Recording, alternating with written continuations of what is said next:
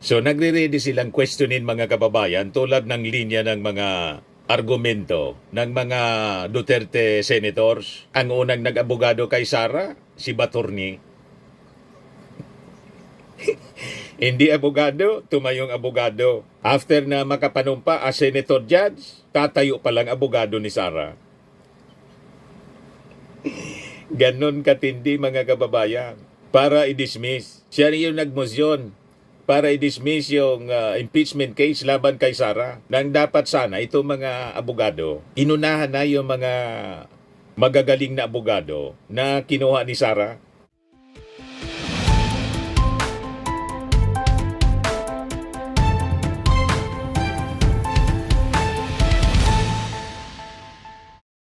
Hello po mga kababayan, si Dante Maravillas po, Bicolano vlogger, broadcaster, journalist from Albay. Kamusta kamo mga manoy, mga manay, mga tugang, mga kababayan natin sa buong mundo? So pag-usapan natin ito mga nagbabagang balita sa ngayon kasi ni-reveal na po kung sino-sino yung magiging tagapagtanggol ng mga abogado ni Sara Duterte. So madaling sabi, tuloy na ang impeachment trial. Sabi nga dito sa sa headline ng politico.com.ph, impeachment trial mode activated. Sara Duterte's defense lawyers report for court duty. 16-man defense team of VP Sara Duterte named. Guanzon left out of legal reps. Sige man sanan sawong-sawong niya, ni Attorney Rowena Guanzon, dating COMELEC commissioner. Gusto din magkisawsaw mga kababayan si Guanzon. Gusto nga sabi, maging spokesperson ni Sara Duterte. Hindi man pinapansin po. Si Atty. Guanzon, dilawan yun. Sa bagay, hybrid dilawan yung mga Duterte at pare-parehas ang kanilang mindset. Di ba po? So ito ngayon yung mga balita sa lahat ng mga national dailies. Members of BP Defense Team Baird. Sabi sa balita headlines ng Manila Times, trial will go on with or without Sara, sabi ni Chis Escudero. So makikita natin napakaraming mga abogado si Sara Duterte. 16-man defense team as against the prosecutors, House panel prosecutors po. 11-man defense, hindi defense, prosecution team. Bakit niya Mr. Maravillas parang napakarami? 16 sila as against 11. Napakahirap kasi mga kababayan. Kailangan magtulong-tulong yung mga pinakang magagaling na abogado. Kasi napakahirap ipagtanggol ang kasinungalingan.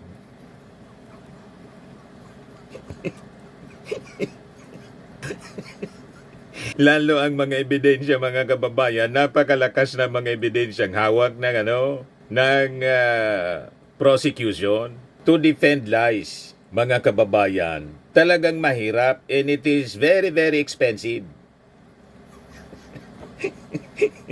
Ang hirap kaya, mga kababayan, na ipagtanggol ang kasinungalingan.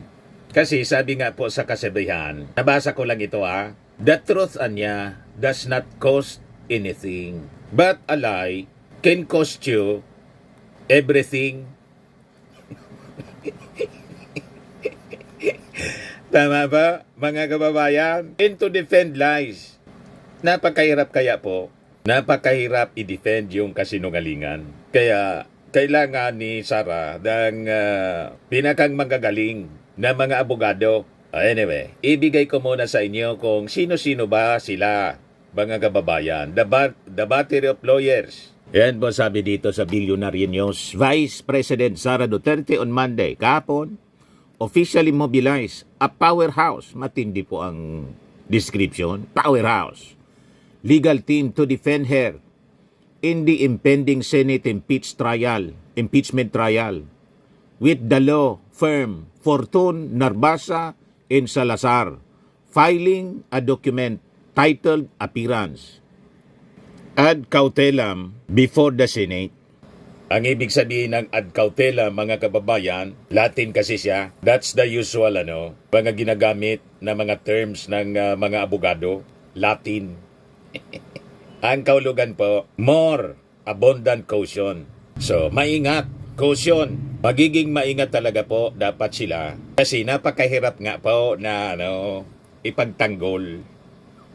Lalo yung mga ebidensya po. Yung pagbabanta, yung ebidensya galing sa bibig mismo ni Sara. Article 1. Yung Article 2, yung paggamit ng confidential fund na yung mga beneficiaries, mga chichirya, yung acknowledgement receipt na finorward mga kababayan sa Congress during the congressional investigation, galing din kay Sara. Ibinigay mga kababayan ng mismong mga staff ni Sara Duterte. Kaya kailangan talaga ng napakagagaling na mga abogado. 16-man defense team as against mga kababayan sa 11 member ng prosecution team. Kasi nga po, napakahirap talaga i-defend yung kasinungalingan. Very expensive siya. Kaya kumuha mga kababayan ng pinakang magagaling na abogado sa ating bansa. Kahit yung si Digong po, sa ICC case, si Nicholas Kaufman. Pinakang magaling din na abogado. Kayang-kaya magbayad po ng pamilya Duterte. Kaya malamang mga kababayan, madrain yung mga tinatago-tago nila. Yung mga tinatago-tago nila sa bangko, madrain. Kasi hindi basta-basta po ang mga abogado na kinuha po ni Sara Duterte. Yung ganyang kalibre ng mga abogado, expensive po siya. Mahal ang singil. So sabi dito, the filing received by the Office of the Senate Secretary noted that while the lawyers are appearing on Duterte's behalf, they are reserving the right to raise jurisdictional or procedural objection as the trial progresses. So nagre-ready silang questionin mga kababayan tulad ng linya ng mga argumento ng mga Duterte senators. Ang unang nag-abogado kay Sara, si Baturni. Hindi abogado, tumayong abogado. After na makapanumpa as senator judge, tatayo palang abogado ni Sara. Ganon katindi mga kababayan. Para i-dismiss. Siya rin yung nagmosyon para i-dismiss yung impeachment case laban kay Sara. Nang dapat sana itong mga abogado, inunahan na yung mga magagaling na abogado na kinuha ni Sara.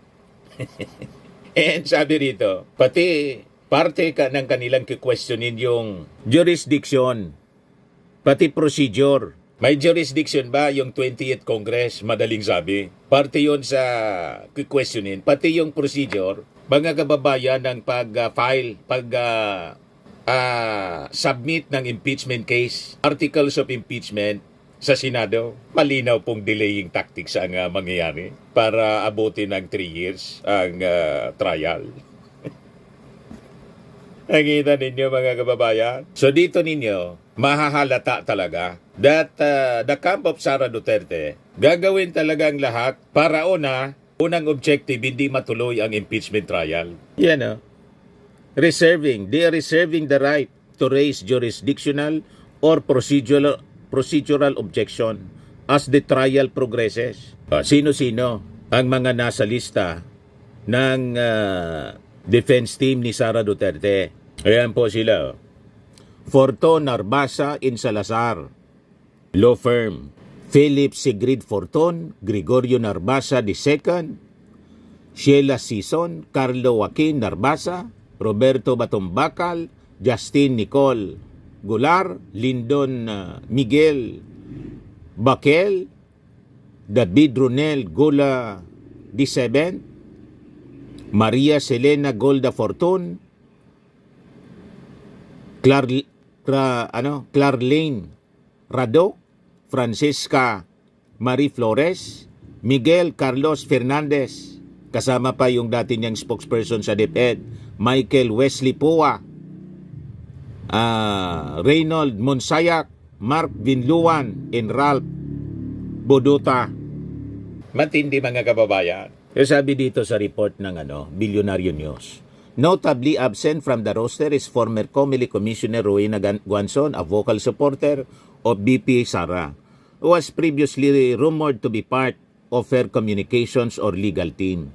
Earlier, during press conference, the Vice President thanked Guanzon for her help in support as she once again downplayed a potential spokesperson position for the veteran lawyer. Hindi na isinama si Guanzon kasi si Guanzon para ding ewan mga kababayan. Parang si Atty. Harry Roque, assuming nag-volunteer mga kababayan na maging legal counsel ni Digong, hindi man kinuha ni Sara. Sabi ni Sara, pumukus ka na lang niya doon sa asylum mo. Ngayon, sabi sa balita, yung asylum parang denied po. Pero, nag-deny din mga kababayan si Dito pa niya ako sa Europe, sabi ni Harry Roque. So, sabi ni Sara kahapon sa press con niya, nagpapasalamat ako sa pagtulong at suporta ni Atty. Rowena Guanzon. Pero ngayon kasi, kung napansin nyo, walang spokesperson ang Office of the Vice President o kahit ako man. Kaya hindi ko rin masasagot yung tanong about sa spokesperson. Hindi naman po kailangan ng spokesperson kasi wala man pong ginagawa. Kayang-kaya na niya yan na maging spokesperson siya ng kanyang sarili. Siya na mismo. Kasi ano man ang walang pangangailangan, wala man ginagawa, busy-busy sa mga kaso. Kaso ng kanyang tatay sa ICC, busy-busy siya. Pagkatapos, yung mga kaso niyang kinakaharap dito sa Pilipinas mismo, ito lang na impeachment case niya, talagang ubos ang kanyang panahon para defend yung kanyang sarili. Sa pakikipag-usap pa lang sa mga abogado niya, ang daming abogado. Wala na pong panahon si Sara para maglingkod sa ating mga mamamayang Pilipino. Nakita ninyo, nangangayat na po si Sara Duterte. Ay sura po ni Sara. Pumayat. At kahit mag-make up pa siya, alatang-alatang hindi na makatulog dahil sa mga pinasok niyang problema. Parang si Harry Roque po. Nangayayat si Harry Roque. Hindi na makatulog. Wala na Patapo na si mga kababayan yung buhay niya Atty. Harry Roque. Lahat ito kagagawa nila dahil sa kanilang pagmamalabis mga kababayan. So sabi dito, as of 5:03 p.m. kahapon po, the Senate Impeachment Court through the Secretary of the Senate acting as Clerk of Court received the appearance ad cautilam from the law firm of Fortun Narbasa in Salazar to appear in act as counsel for Vice President Sara Duterte dated June 16, 2025. Sabi po ng korte or impeachment court. Sa sulat, the lawyer said, they respectfully enter their appearance as counsel for Vice President Duterte without prejudice to any jurisdictional or other objections that she may have in this case. Yung House of Representatives na siyang magpo-prosecute ng kaso, impeachment case, was also furnished a copy of the entry of appearance, but a handwritten note on the document read, it was refused to receive by the House. The House of Representatives was indicated in page 3 to have been copy furnished as well today at 3:42 p.m. but has a note, tender copy refused to receive, the impeachment court said.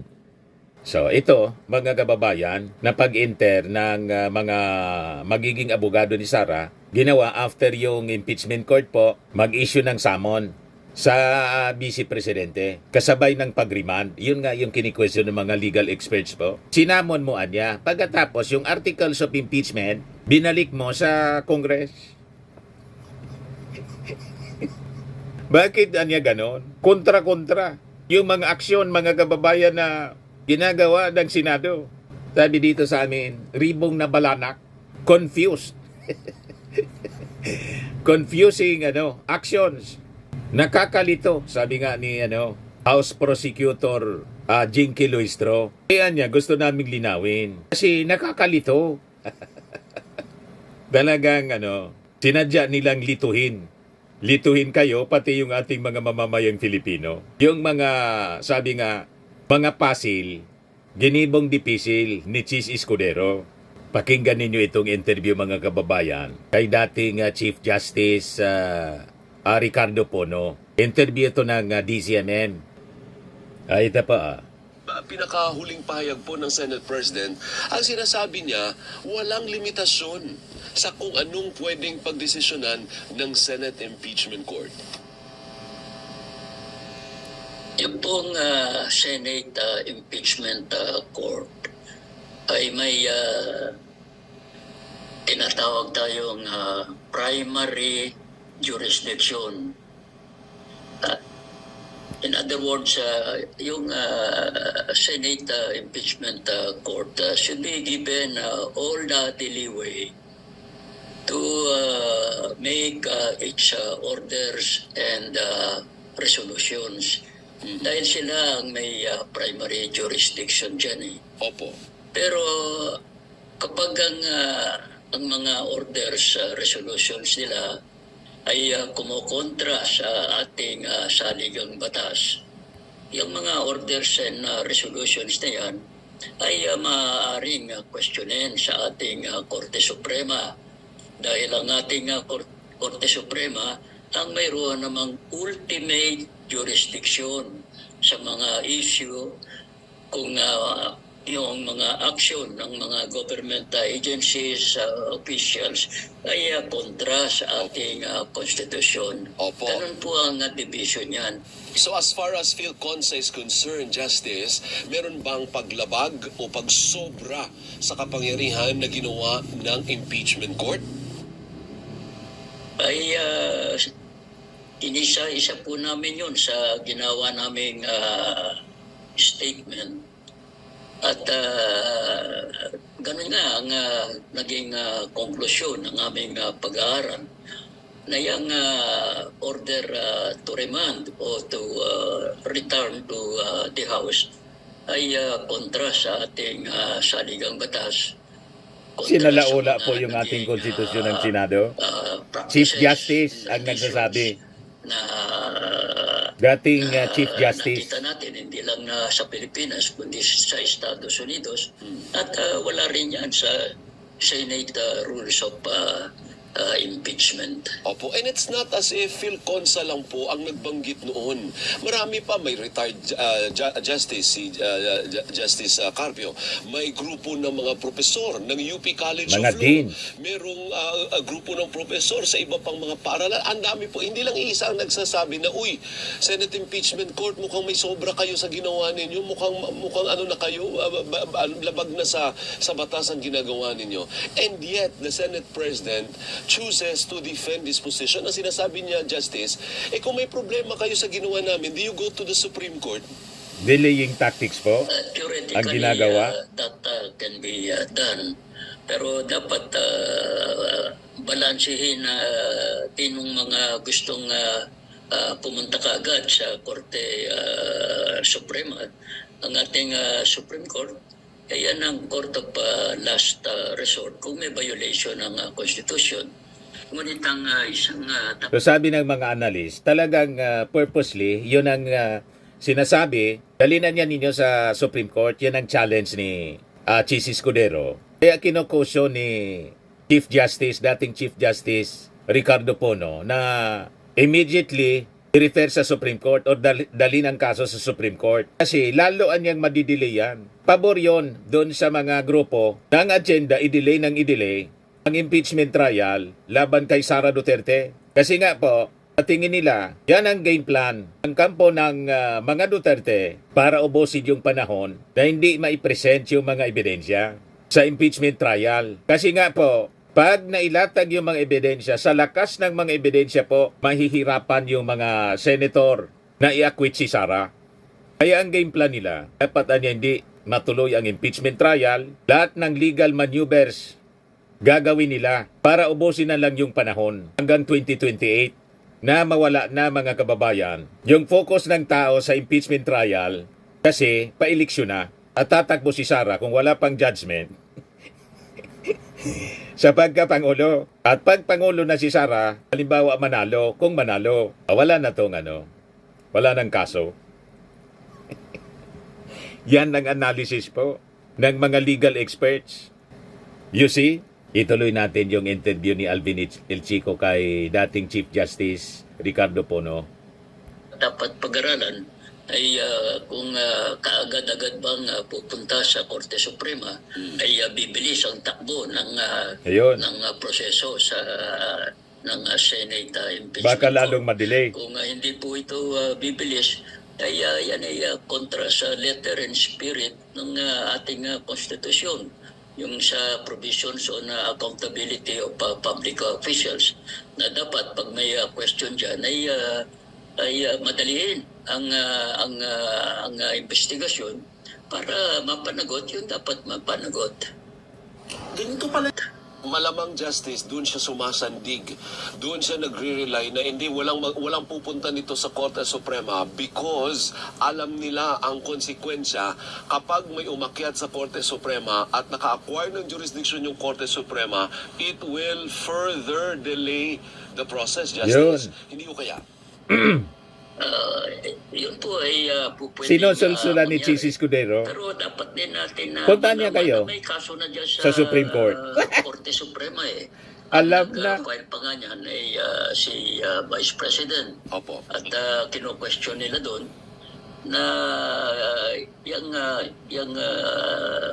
yung articles of impeachment should be dismissed dahil kontra yan doon sa one-year ban ng konstitusyon at kontra doon sa desisyon ng Supreme Court o sa Francisco versus sa House of Representatives. Pero kahit nag-file si BP ng ganung petisyon sa Supreme Court, hindi naman nag-i-issue ng TRO ang Supreme Court laban sa Senate Impeachment Court. Ang gustong sabihin, ang implicit message doon, ang impeachment court ay ituloy yung kanilang ginagawa in the exercise of their own jurisdiction. Ibig sabihin, Justice, siguro hanggat kaya, hindi makikialam ang Korte Suprema kasi trabaho po ng Senado. Kaya nga sa saligang batas, sila ang in charge. Alam sa niya kasi impeachment court. dating Chief Kaya Justice siguro yung yan ng Korte Supreme Suprema Court. sinasabi, gawin nyo ang trabaho ninyo implicitly, of course. Hindi naman natin nakausap yung Korte Suprema Justice. Pero in effect, parang ganun ang sinasabi po ng Korte Suprema, hindi ho ba? Tama po yun. At ang sabi ko nga, ang jurisdiction ng Korte Suprema mag-resolve lang ng mga strict questions of law if they involve violations of the Constitution. Itong articles of impeachment na isinampa sa Senate Impeachment Court, they do not only involve questions of law, they involve questions of facts. Correct. Contentious questions of facts. Kaya itong mga contentious questions of facts, dapat iyan ay pagpasyahan muna ng Senate Impeachment Court, including yung mga questions of law, again, in the exercise of their primary jurisdiction. Justice, dalawang question na lang. Yung una po, do you agree with the assertion of the Senate President na walang limit ang kanilang pwedeng pagdesisyonan? I mean, the Senate Impeachment Court can do anything it wants. Kasi wala namang pinagbabawal. Hindi naman nakalagay na bawal yung mga musyon. Halimbawa, kini-question natin, sabi nung iba, justices kayo, di ba? Ba't kayong nagmumusyon? Depensa ang nagmumusyon, hindi kayo. Si Bato. Pero ang sabi ni Senate President Cheese, hindi, walang limitasyon ang kung anong pwedeng Grabe po. pagdesisyonan ng impeachment court. Do you agree or you don't agree? Kanya nga po mayroon tayong saligang batas. Yung konstitusyon natin, yan ang nagsaset ng limit sa lahat ng aksyon ng ating gobyerno, the three branches of government, including the officials ng ating gobyerno. Kanya mayroon din tayong provision dyan, yung tinatawag na grave abuse of discretion amounting to lack of jurisdiction. Kapag mayroong grave abuse of discretion, gusto sabihin, mayroong naging pagbabali ng ating saligang batas, hindi po pwede yun ayon sa ating konstitusyon. Ang remedy dyan ay pumunta sa Korte Suprema para yung mali ay maituwid. Po. Sa demokrasya po walang exercise ng arbitrary powers. Kanya merong there is always that principle of checks and balances. Po, so Justice, sa palagay mo, yung ginagawa ngayon ng Senate President, pasok na sa grave abuse of discretion?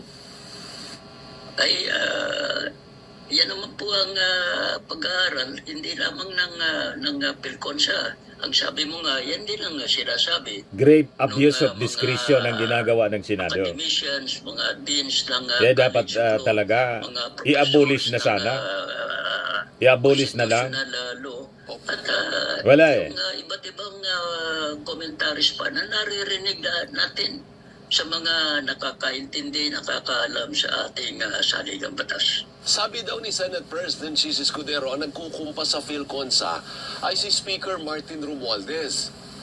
Ano masasabi Yan, niyo dun, sinisisi ni Justice? Cheese. Hindi po kahit si Speaker Romualdez ay siyang presidente. Laging target ng, siya, no? Si Speaker PhilConsa. Martin. Yung ginawa naming statement in behalf of the Board of Governors, kahit na isang word, kahit isang period, kahit isang comma, walang kinalaman si Speaker Romualdez yan. Ang totoo, kung ating babasahin yung mga naging reaction niya, itong mga nakaraang araw ay parang salungat yung naging posisyon ng House sa posisyon ng PhilConsa.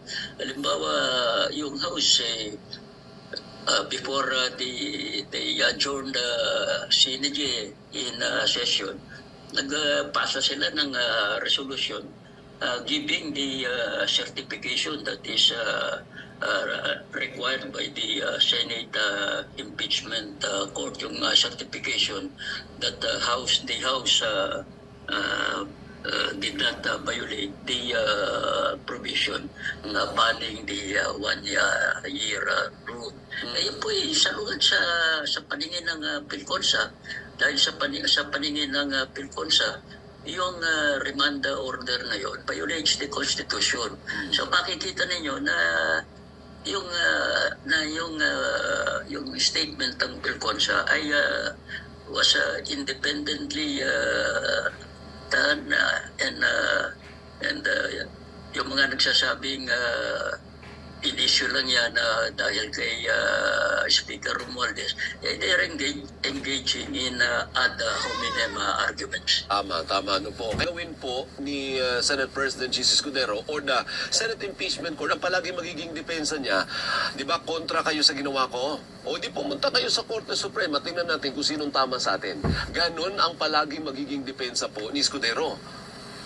Ay, ayun na nga. Ngayon, yan na nga po, yung aggrieved party ay gagawin yung tamang gawin. Pero ang isang consideration dyan, kung pupunta ka ba sa Korte Suprema, ay yung ba'y magpapabilis ng proseso dyan sa Senate Impeachment Court. Opo. So pinag-aralang mabuti mga kababayan kasi baka pag pumunta sa Supreme Court, imbis mapabilis, lalong na-delay, masaya niyan yung kampo ni Sara. Di ba po mga kababayan? Kasi yung game plan nga, sabi natin, is to delay. Then, baka sakali, lumusot yung dismissal po ng kaso. Yun mga kababayan ang objective. Without the benefit of trial. Yun ang gusto nila. Kaya po, nag-hire na ng battery of lawyers si Sara Duterte. Pinakang magagaling na mga abogado. Pero sabi sa post ng isang netizen, si Ashley Garbin, mga bigatin ang mga abogado ni Inday Sara, abogado di Campanilla. Sila din ang humawak sa ampatuan case, pero sa bandang huli nakulong pa rin ang kliyente nila. Sa madaling sabi, kahit kunin mo pa lahat ang magagaling na abogado, kung mabigat ang ebidensya, laban sa'yo, mako-convict ka pa rin. Correct. Yun ang nangyari po kay Ampatuan. Yung sa Maguindanao Massacre po, kulong pa rin. Anyway, yan po yung mga latest na balita ngayon. Abangan na lang natin ang mga susunod na kabanata ng kwentong ito. O ngayon, may bago po kaming product pala na binibenta. Yan po. Amazing pure organic barley. Powdered drink mix from Australia. Yan po, mga kababayan. I am worldwide. O ngayon, yung mga po, gustong mag-order, i-message na lang ninyo yung aking anak na architect, entrepreneur, si Riz Maravillas. Yan po. Ang mga health benefits niya, nitong barley po, nagbo-boost ng immunity, improves digestion, enhances energy levels, packed with antioxidants, and prevents cancer po. Yan o. Si Maritoni Fernandez, nakaligtas mga kababayan, cancer-free na siya. At itong ating programa mga kababayan, atid sa inyo nitong ating mga sponsors. Firmax Firming and Lifting Cream. Pinapay po sa mga pulses in affected area. Mainam po ito sa mga pains at paninigas ng mga kaso-kasuan. Ito sa mukha naman yung application, anti-aging, Automax po siya. Ito ay Glow 60 mga kababayan. Whitening po siya. Made in South Korea. Ito naman po, Ningxia Red Mix Fruit Drink. Gawa po siya sa goji berry. May anti-cancer properties po siya. At sa mga nagana po ng malinis and spacious fitness gym, pumunta lang po kayo sa aming Colossal Fitness Gym. May Grab Car Rental din po kami.